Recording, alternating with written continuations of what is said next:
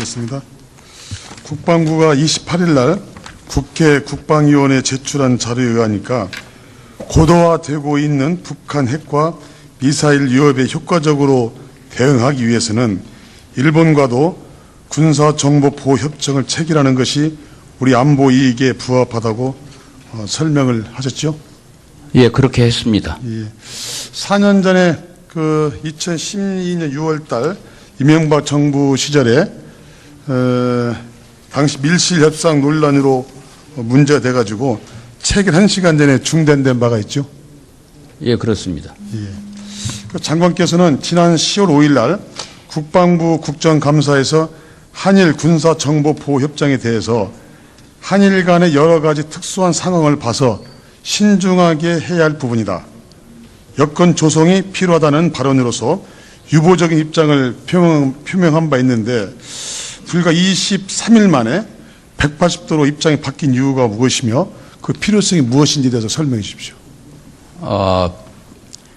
한일 간의 군사 차원에서의 협력이 필요하다는 것은 어제 오늘의 일은 아니고 군사 정보는 89년도에 저희들이 최초 일본에 요구한 바가 있는 것입니다. 그동안에 저희들은 그 군사 정보의 공유 필요성을 느껴왔고, 다만 국정감사 때 제가 그렇게 답변을 드린 것은 정부가 정책을 대외적으로 표명해서 실시하기 전까지는 또 내부 검토의 과정이 있습니다만은 그런 과정에서 제가 기본적으로 신중하게 해야 될 문제이기 때문에 그렇게 답변을 드렸습니다. 어제 저희 민주당을 포함해서 야3당 원내대표는 한일 군사보호 정보보호협정에 대한 협상 중단을 촉구하기로 합의했습니다. 혹시 내용 알고 계시죠? 예, 만약 정부가 이 협정을 계속해서 추진한다면 지금 최순실 국정농단 사건으로 인해서 정부에 대한 국민들의 신뢰가 상당히 떨어져 있는데 이 문제가 다시 협상이 테이블에 올라가면은 상당히 어려움이 있을 걸로 예상이 되는데 이런 어려운 예상이 되는데도 협정을 계속해서 추진해 나갈 계획 갖고 있습니까? 저는 안보 문제는 쉬임이 없어야 되고 또 여야 간에서도 여러 가지 견해가 있을 수 있습니다만은 저희들이 필요하다고 생각되는 이 일이라서 시작한 만큼 의원님들의 또 여야의 그 이해와 협조를 구하도록 장관님의 생각이 불과 10월 5일과 20일, 그러니까 22일 만에 차이가 난 것에 대해서 대한민국 국방을 책임지고 계시는 장관님 생각이 쉽게 변화할 수 있다는 것 자체에 대해서 저를 비롯한 많은 의원들, 국민들께서 아마 이해를 못할 거로 생각되기 때문에 우려 차원에서 말씀드린 거니까요. 다시 한번 심각하게 심도 있게 생각을 해 주시기 바라겠습니다. 예, 의원님 말씀 잘 알고 있습니다. 예. 예, 문체부 장관께 질의하겠습니다. 예, 고생하십니다. 예, 장관께서 30일, 31일에 간부회의를 열고 문체부 정상화 방안을 논의해서 어제 발표한 걸로 알고 있습니다. 예, 저도 보도자료를 읽어봤지만 최순실, 차은택과 그 관련자들의 전횡으로서 망가진 문체부가 이 정도의 방안으로서 정상화를 찾을 수 없다라고 생각하는데 혹시 어떠한 방법을 갖고 계신지 한번 말씀해 주십시오. 우선 가장 급한 것은 지금은 국회의 예산 심의를 앞두고 국민들께서 우려하시는 문제성이 있는 사업이 어떤 것이 있는지 가려내는 것이 가장 급선무입니다. 지금 교문위 위원들의 지적에 따라서 현재 그 작업을 가장 우선적으로 하고 있습니다. 예. 두 번째는 TF를 만들었습니다. 단발성 사업으로 이미 완료가 됐거나 아니면 올해도 지속하고 있는 사업 중에서 그 여러 가지의 기준을 정했습니다. 그 절차상의 문제가 있었거나 아니면 내부적으로 정책 구상을 통해서 올라가지 않았던 그런 문제가 있는 사업들, 그리고 개인의 사익을 추구한 것과 관련되어 있어 보이는 사업들을 전면적으로 점검해서 문제가 발견될 때에는 법적 행정적 절차를 거치겠다라고 하는 점입니다. 세 번째는 지금까지 이러한 문제점이 노정되었었던 근본적인 이유는 업무를 처리함에 있어서 있는 규정을 잘 지키지 않았거나 아니면 필요한데도 투명성과 공정성을 담보할 수 있는 시스템이 구비되어 있지 않은 길목들이 있었습니다. 그런 점들을 면밀히 점검해서 국민들에게 다시 신뢰를 얻을 수 있도록 시스템 정비하는 그런 단계별 조치를 취하고 있습니다.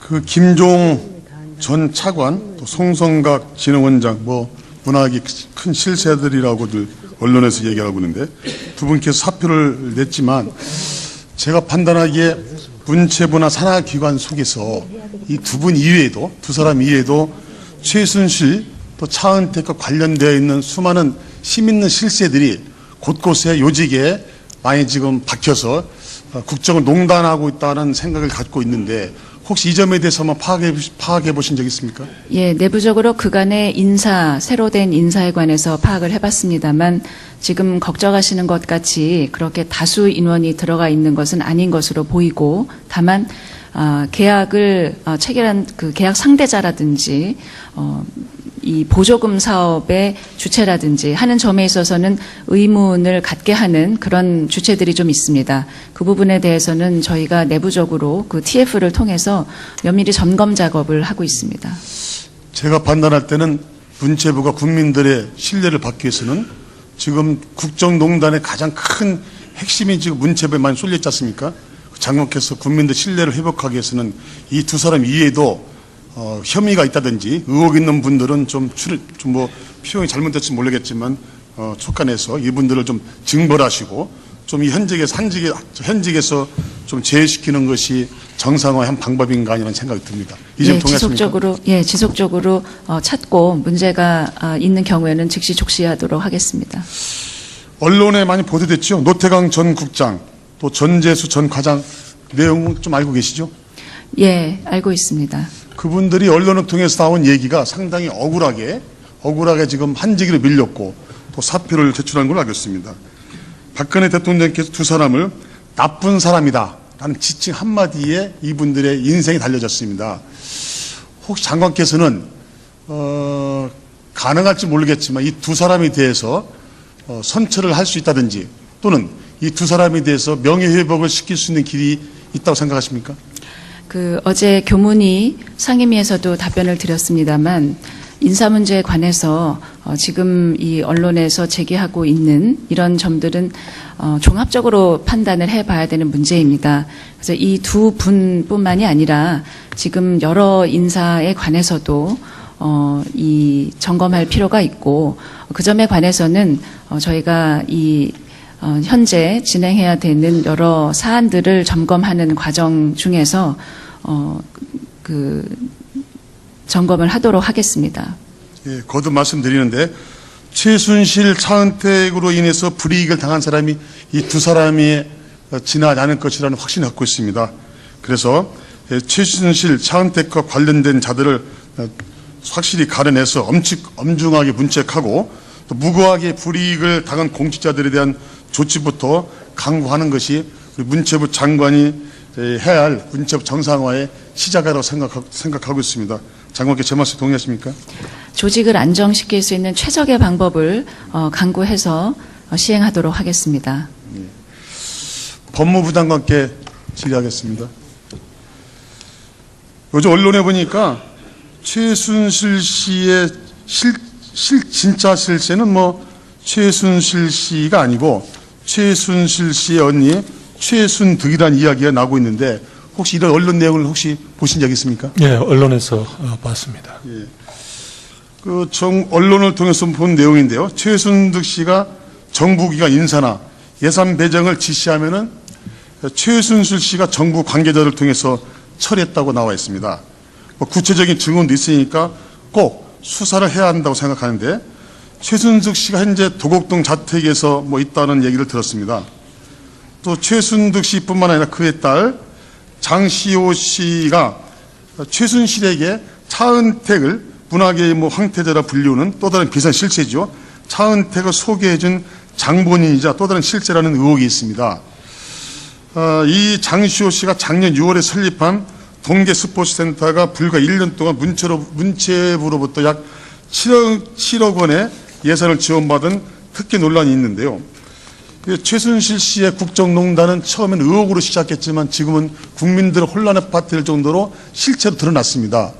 이 또한 최순득 씨도 지금은 의혹으로 시작하지만 아마 검찰이나 또 언론에서 또 정확히 해나면 최순실 씨 못지않은 엄청난 의혹의 당사자로 또 국정농단의 실체로 드러날 수 있는 확률이 크다고 보고 있는데, 혹시 최순득 씨와 그 딸이 이러한 것을 피하기 위해서 또 시간을 벌기 위해서 사건을 은폐하기 위해서 외국으로 또 출국할 우려가 있을 것으로 보이는데, 이 점에 대해서 우리 장관께서 미리 예방적 차원에서 이 두 사람에 대해서 출국 금지 정지를 요청할 생각이 없습니까? 예, 이번 사건과 관련해서 제기된 의혹 전반에 대해서 지금 특별수사본부에서 철저하고 또 공정하게 수사를 진행을 하고 있습니다. 이 방금 위원님께서 말씀하신 사람들에 대해서도 구체적인 혐의 사실이 특정되고 수사 단서가 확보되면은 검찰에서 법과 원칙에 따라 수사의 필요성을 검토할 것이고, 방금 말씀하신 부분도 검찰에서 충분히 고려를 해서 조치가 있을 것으로 생각합니다. 예, 그래서 국민의 한 사람으로서 걱정스러워서 드린 말씀인데요. 또다시 최순득과 그의 딸이 사건을 피하기 위해서 외국으로 출국했을 때의 여러 가지 경우의 수를 생각해서 미리 사전 예방 차원에서 우리 장관께서 지금 수사를 맡고 있는 검찰 당국에 국민 한 사람 부탁을 드려가지고 출국 정지를 시키는 것이 마땅하다고 저는 생각하고 있기 때문에 제가 부탁의 말씀드리는 것입니다. 그 부분에 대해서 충분히 검토하도록 지시하겠습니다. 오늘 오후 2시에 한간에 큰 이슈가 됐던 안종범 수석이 오늘 2시에 검찰로 출두했습니다. 어저께는 보니까 언론을 통해서 보니까 최순실과 대통령 직거래했다. 자기는 본인은 대통령 지시를 받았다라는 등 이야기를 많이 했습니다. 검찰에 들어가는 순간에 많은 기자들로부터 여러 가지 질문을 받았는데 함구하면서 모든 것을 검찰에서 밝히겠다라고 했습니다. 그분께서 여태까지 쭉 진술해온 내용과 또 국정감사에서 밝힌 내용을 보면 전부 다 그분께서 하신 말씀이 허구로 드러났습니다. 이분께서 또다시 오늘 들어갔다가 또다시 밖으로 나와서 또 며칠간의 시간을 벌게 되면은 이 양반이 또 지금 국정의 중심에 섰던 힘 있는 분위기 때문에 사건을 은폐할 수도 있고 엄폐할 수도 있고 진실을 또 가릴 수 있는 분위기, 힘 있는 분위기 때문에 제 판단에는 안종범 씨를 긴급 체포 형식으로 받아들여서 48시간의 구속영장을 청구해서 사건의 진실을 제대로 밝혀야 된다고 생각하는데, 우리 장관께서는 장관의 입장이 아니고 국민 한 사람 입장으로서 이 안종범 씨를 긴급 체포해서 구속을 해야 된다는 저희 개인적 생각에 혹시 동일하십니까? 예, 이 사건은 전 국민이 주시를 하고 있는 사건이어서 지금 검찰 특별수사본부에서 철저하고 또 공정하게 수사를 진행을 하고 있고, 이 안종범 씨에 대해서도 아마 국민들이 우려하는 일이 발생하지 않도록 검찰에서 철저히 조치를 할 것으로 알고 있습니다. 장관의 말씀을 백민 100% 믿도록 하겠습니다. 그리 되도록 노력해 주시 바라겠습니다. 예, 차은택 씨 국정농단의 또 다른 몸통이죠. 지금 중국에 체류 중인 걸로 알고 있는데 혹시 정확한 소재를 파악하고 계십니까? 예, 지금 현재 수사 중인 사안이므로 구체적으로 말씀드리기는 좀 어렵습니다만은 검찰에서 그 차은택에 대해서 그 신병을 확보하기 위해서 필요하고도 가능한 모든 조치를 취하고 있는 것으로 알고 있습니다. 이 차은택이라는 그 감독이 대한민국을 들었다 놨다 하고 있습니다. 이게 각종 언론 지금 차트에 나와 있는데요. 저 내용 이외에도 수많은 사건을 통해서 대한민국을 들었다 놨다 했는데, 이란 사람이 수사 대상에서 아직은 포함되지 않았다고 해서 지금 귀국을 시키지 않는 것은 또 다른 사건 은폐하는 의혹이 국민들로부터 일어나지 않을 걱정인데, 거듭 말씀드리지만 차은택 씨는 빠른 시간 내에 좀 귀국시키는 것이 우리 장관께서 해야 될 역할이 아닌가 생각되는데요. 예, 조속한 시일 내에 귀국을 송환을 할 것이라고 생각합니다.